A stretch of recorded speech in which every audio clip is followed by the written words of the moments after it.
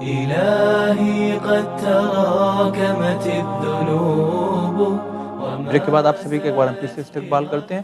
آئیے اب دوسرے حصے کی طرف رجوع کرتے ہیں، دیکھتے ہیں دوسرے حصے کو کہ جس میں ہم خطبہ شعبانیہ کے سلسلے سے گفتگو کرتے ہیں. خطبہ شعبانیہ جس میں حضور اکرم صلی اللہ علیہ وآلہ وسلم کا وہ خطبہ جو شعبان کے آخری جمعے میں آپ نے مسجد میں خطبہ جمعہ میں بیان کیا تھا، اس کی تشریح اس حصے میں ہم آپ تک پہنچاتے ہیں. آغا خطبہ شعبانیہ کا دوسرا حصہ کل نامکمل رہ گیا تھا، اگر آپ اسے آج مکمل کریں تو بڑا بہتر ہو. اس حصے میں حضرت نے بیان کیا تھا، جیسا کہ آپ نے بھی خطبہ تلاوت کیا تھا، کہ شہر ہوا عند اللہ افضل الشہور. جی، یہ رمضان کا مہینہ وہ ہے کہ جو تمام مہینوں میں سب سے افضل ہے. جی، جو 12 مہینے ہیں ان میں سب سے افضل ہے. ایامہ افضل الایام، اس کے دنوں میں سب سے بہتر ہے. جی، ولیالی ہے افضل اللیالی، رات کے اعتبار سے اگر دیکھو تو اس کی راتیں بھی ہر رات سے بہتر ہیں، بلکہ اس میں ایک ایسی رات ہے جو ہزار راتوں سے بہتر ہے. جی، وساعاتہ افضل الساعات، اور اس کے جو منٹس ہیں، جو اس کے گھنٹے ہیں، یہ پورے سال کے گھنٹوں اور منٹس سے افضل ہیں. ہر لمحہ یعنی ایک جملے میں اگر اس حصے کا پیغام ہم دیکھنا چاہیں جی، تو وقت کے اعتبار سے ماہ مبارک رمضان تمام ایام اور تمام دنوں اور تمام اوقات سے افضل اور بہتر ہے. سبحان اللہ. تو بہرحال یعنی اہم پیغام ہے اس کے اندر، اور اس کے اوپر غور کرنے کی ضرورت ہے. بہرحال کچھ سوالات ہوں گے انشاءاللہ. جی، ہم نے اپنے ناظرین سے وعدہ کیا تھا. سب سے پہلا سوال تو یہی ہے کہ دن بھی افضل، رات بھی افضل، ہر ایک سیکنڈ افضل، افضلیت کا معیار کیا ہے؟ کیونکہ دن جیسا شعبان میں تھا ویسے ہی ابھی بھی نمودار ہو رہا ہے. نہیں، دیکھیے فضیلت کا کچھ معیار ہوتا ہے. جب ہم انسانوں کو کہتے ہیں یہ انسان اس سے افضل ہے، جی، اس کا مطلب یہ ہے کہ اس انسان میں کچھ صفات ہیں جو دوسرے میں نہیں ہیں. ہاں صحیح ہے نا. ہم جیسے کہتے ہیں یہ زمین دوسری زمین سے افضل ہے، جیسے کہتے ہیں خاک کربلا دوسری جگہ سے کیا ہے؟ افضل ہے. افضل، یعنی اس کے اندر کچھ صفات ہیں جو دوسری جگہ کے اوپر موجود نہیں. جی، اسی طرح سے ماہ مبارک رمضان میں کچھ صفات ہیں کہ جو دوسرے ایام میں نہیں ہیں. جیسے انشاءاللہ اس خطبے میں آئے گا کہ حضرت کہیں گے کہ یہ ماہ وہ مہینہ ہے کہ جس میں پروردگار نے جہنم کے دروازوں کو بند کر دیا ہے، جنت کے دروازوں کو کھول دیا ہے. تو ایک ایسی صفت ہے کہ جو کہاں ہے؟ ماہ مبارک رمضان میں ہے. جی ہاں، دوسرے دنوں میں یہ صفت موجود نہیں ہے. جی، یہ وہ مہینہ ہے کہ جس میں پروردگار تمہارا میزبان ہے. واہ، تو ایک صفت ہے اس مہینے میں جو دوسرے مہینوں میں نہیں ہے. یہ وہ مہینہ ہے جس میں تم ولو ظاہری طور کے اوپر خدا کی زیادہ عبادت کر رہے ہو، روزہ رکھ رہے ہو. جی، باطنی اعتبار سے تو خدا بتائے گا کہ روزہ کتنا روزہ ہے، جی، لیکن ظاہری اعتبار سے یہ دیکھا جائے تو پبلک کیا ہے؟ روزے دار ہے. ہاں، اور ایک سروے کے اعتبار سے غور کیا گیا بہت سے کچھ اسلامی کنٹریز میں، اور یہ بات پتہ چلی کہ ماہ مبارک رمضان میں جو عام دنوں میں گناہ ہوتے ہیں اس کی تعداد کافی کم ہو جاتی ہے، خود بخود کم ہو جاتی ہے. اچھا ٹھیک ہے. یعنی ایک فضا کا ایک معنوی اثر ہے. اچھا، تو جس کی وجہ سے یہ مہینہ کیا ہو جاتا ہے؟ افضل ہو جاتا ہے. جب یہ مہینہ افضل ہوتا ہے، اس کے دن افضل ہوتے ہیں، اس کی راتیں افضل ہوتی ہیں، اس کی ساعات افضل ہوتی ہیں، تو اب بہت آسان ہو جاتا ہے انسان کا خدا سے قریب ہونا. بھئی مثال کے طور پر آپ کے پاس جو ہے وہ 2 سواریاں ہیں، جی، ایک سواری دوسرے سے افضل ہے. آپ نے کہا کیوں افضل ہے؟ کہ یہ مقصد تک جلدی پہنچائے گی، یہ مقصد تک جلدی پہنچائے گی، لہٰذا یہ اس سے کیا ہے؟ افضل ہے. اسی طرح سے ماہ مبارک رمضان ہے. ماہ مبارک رمضان آپ کو جلدی خدا تک کے پہنچا سکتا ہے. اس کے اندر وہ تمام چیزیں موجود ہیں جو آپ کو خداوند متعال سے کیا کر سکتی ہیں؟ جلدی اور نزدیک پہنچا سکتی ہیں. لہٰذا یہ افضل ہے. اور افضلیت کے معیار کے اوپر غور کرنا پڑے گا. افضلیت کا معیار خود ساعت نہیں ہے، بلکہ وہ صفات ہیں جو اس مہینے کے اندر موجود ہیں. جی، اور اگر وہ یعنی یہ ٹائم ہمارے ہاتھ سے چلا گیا تو پھر یہ صفات ہمارے ہاتھ آنے والی نہیں ہے. ہمیں 11 مہینے انتظار، پھر ہمیں انتظار کرنا پڑے گا، پھر ہمیں سوچنا پڑے گا. کیا پتہ کہ آپ کو جو ہے وہ دوبارہ یہ توفیق ملے. بالکل صحیح کہا آپ نے. بھئی یہ رمضان اگر آپ کے ہاتھ سے چلا گیا تو آپ نے کون سا ایگریمنٹ کرا رکھا ہے کہ بھئی اگلے سال بھی ہم ماہ مبارک رمضان میں خداوند متعال تیری مہمانی میں آئیں گے. یہ یوں کہوں کہ زندہ رہیں گے، زندہ رہیں گے یا نہیں رہیں گے. لہٰذا ہر لمحہ انسان کو غور کرنا چاہیے. اور اسی لیے آپ دیکھیے خطبے کے شروع میں حضرت نے اس بات کو بیان کیا کہ رمضان کے شروع سے تم اس بات کا خیال رکھنا کہیں ایسا نہ ہو کہ رمضان کے دن ویسے ہی گزریں جیسے شعبان کے گزرے. ایسا نہ ہو کہ رمضان کی راتیں ویسے ہی گزریں کہ جیسے پرانی راتیں گزر رہی تھیں. جی جی. رمضان کے ساعات ویسے ہی گزریں کہ جیسے پہلے گزر رہے تھے. ایسا نہ ہو. جب اس کے اندر افضلیت ہے، اس کے اندر صفات ہیں، تو تمہیں بھی اس کے اوپر غور کرنا چاہیے. بالکل. لہٰذا یہ ہمارے لیے ایک توجہ ہے اور ہمارے لیے ایک درس ہے، ایک سبق ہے کہ ہم آ کے غور کریں کہ یہ ماہ مبارک اور بہت تیزی سے گزرتا ہے. اگر آپ غور کریں کہ بہت آسانی سے انسان کی سمجھ میں آ جاتا ہے کہ جتنی تیزی سے ماہ مبارک گزرتا ہے جی. دوسرے مہینے ایسے نہیں ہیں. نہیں. آج آپ دیکھ لیے 3-4 ماہ مبارک رمضان کتنی جلدی سے جو ہے وہ نکل جاتی ہے اور سمجھ میں بھی نہیں آتا ہے انسان کی کہ کیسے ہوا کہ ارے ماہ مبارک یہاں تک کیا گیا. اگر انسان غور کرے اور ایک شیڈیول بنائے اور اس کے اوپر غور سے عمل کرے آگے، وہ انسان سمجھ سکتا ہے کہ ہاں میں ماہ مبارک رمضان میں کس طریقے سے عمل کر رہا ہوں.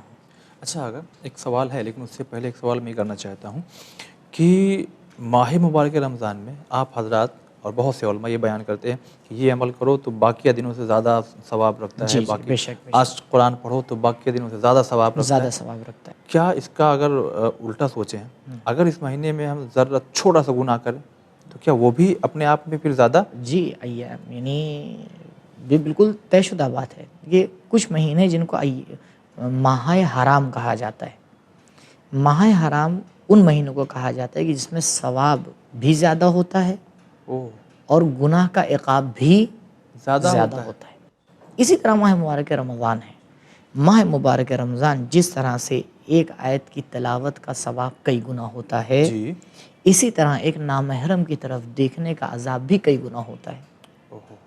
لہٰذا ہمیں اس بات کا خیال رکھنا چاہیے. دیکھیے میں سیدھا جو میں نے مثال دی تھی اسی مثال سے مسئلے کو حل کر لیتے ہیں. ایک گاڑی آپ کے پاس تیز رفتار والی جو آپ کو جلدی پہنچائے گی، جی، اور ایک گاڑی جو دھیرے چلنے والی ہے آپ کو دیر سے پہنچائے گی. صحیح.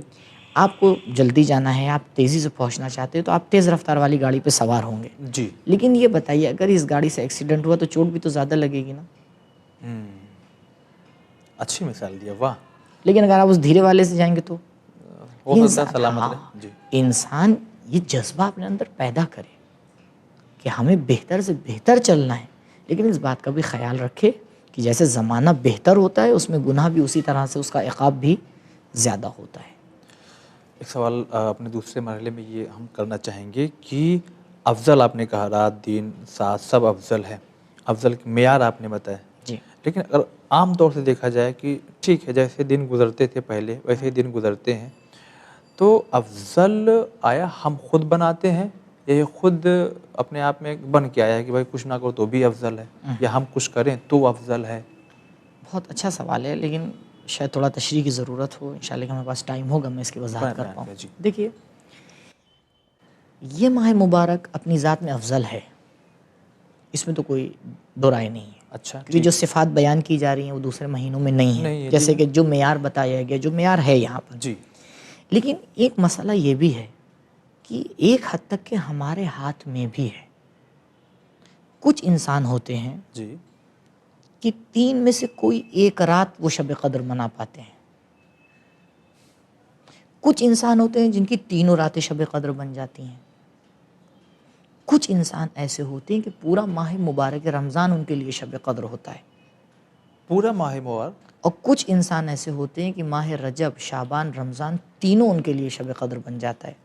کیسے؟ اور کچھ انسان ایسے ہوتے ہیں کہ جن کے لیے سال کا ہر دن شب قدر بن جاتا ہے.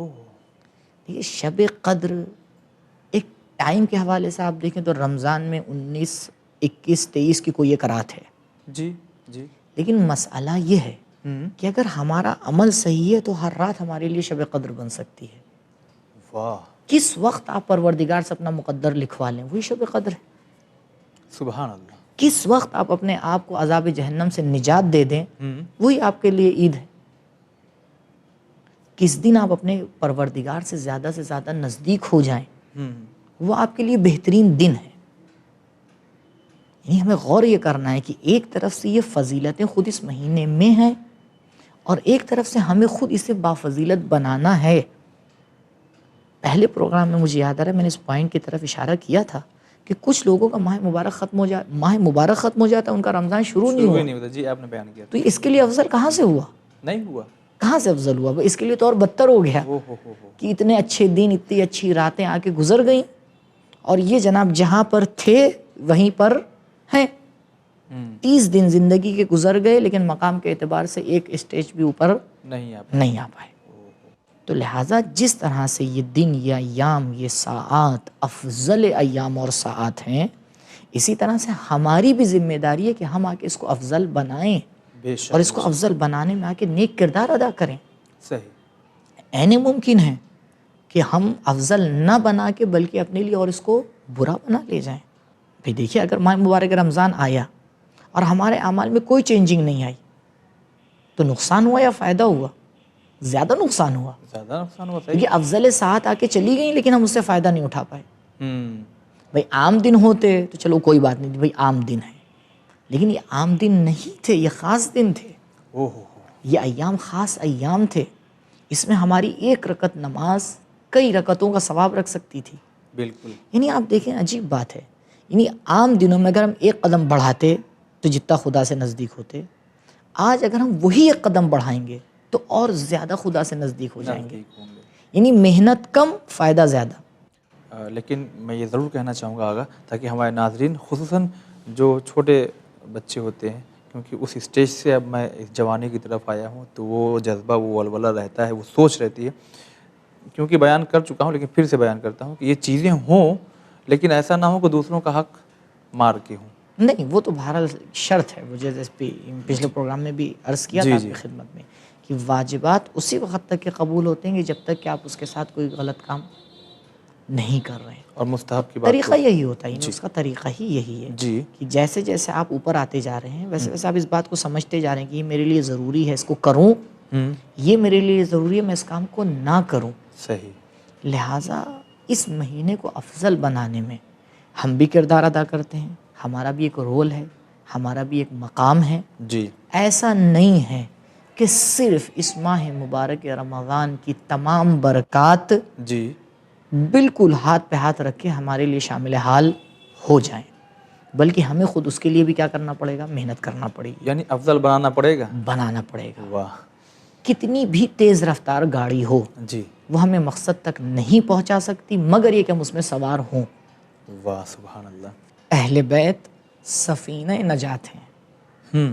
ضروری ہے کہ آپ اس سفینے کے اوپر سوار ہوں، تب تو نجات ملے گی. بالکل بالکل. کنارے کھڑے ہو کے سفینے کی تعریف کرنے سے کیا فائدہ؟ آپ سائڈ میں کھڑے ہو جائیں، تعریف کریں، کتنی بہترین کشتی ہے، کتنی خوبصورت ہے، کتنی اچھی ہے. سوار ہو، پار ہو جاؤ. پہلے سوار ہوئیے، جب سوار ہوں گے تبھی پار ہو پائیں گے. جی. لہٰذا غور کرنا ہے ہمیں کہ اس ماہ مبارک کو ہمیں مبارک بنانا ہے. مبارک ہے، ہمیں اپنے لیے اس کو کیا بنانا ہے؟ اور مبارک بنانا ہے. افضل ہے، اپنے لیے افضل بنانا ہے. کوشش کریں، پروردگار بھی ہماری توفیقات میں اضافہ کرے گا انشاءاللہ. ضرور. تو ناظرین، اس گفتگو کو بریک کرتے ہیں اور رک جاتے ہیں ایک بریک کے لیے، لیکن آپ بنے رہیے ہمارے ساتھ. إلهي قد تراكمت الذنوب